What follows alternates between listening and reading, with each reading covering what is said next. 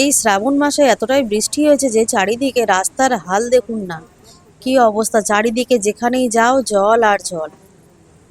প্রতিদিনের মতন আজকেও আমি বেরিয়ে পড়েছিলাম, অনেকক্ষণ রাস্তা দাঁড়িয়ে দাঁড়িয়ে একটাও টোটো পাচ্ছিলাম না।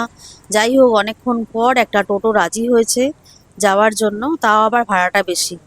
আর নেবেই না কেন, ওদেরও তো টোটো খারাপ হয়ে যাচ্ছে, তাই জন্যই ওরা ভাড়াটা বেশি নিচ্ছে। অনেকেই তো আবার টোটো পাচ্ছে না, তাই তারা হেঁটে হেঁটে যাচ্ছে।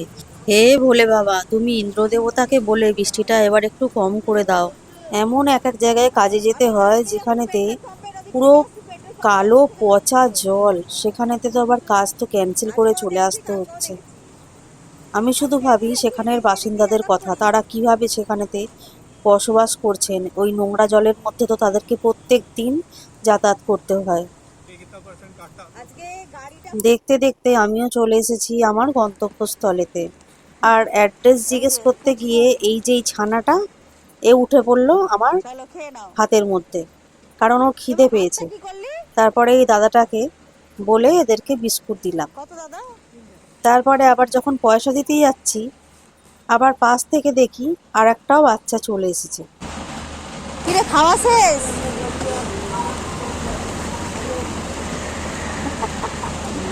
এই যে এসে গেছে, এই একজন। বৃষ্টিতে আমাদের সালকিয়ার ওদিকে না দিচ্ছে দেখতে।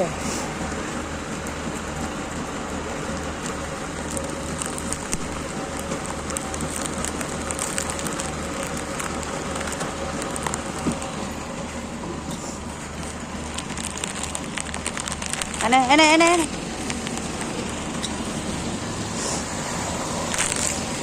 6 টাকা।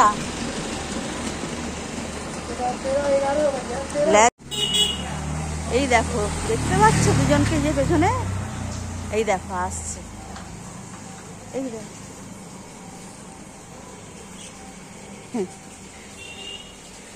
ওকে বলছি চলে যা, আবার ঘুরে যখন আসবো কাজ করে তখন আবার দেবো, তা পেছন পেছন চলে আসছে। ওই যে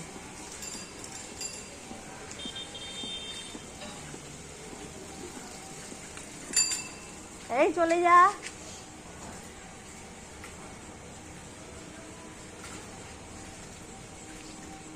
চলে যা, পরে আসবো তো, যা চলে যা। চলে যেতে বলতে এখন যাচ্ছে। দেখুন এরা সব বোঝে। চলে এসেছি আমি লোকেশনেতে।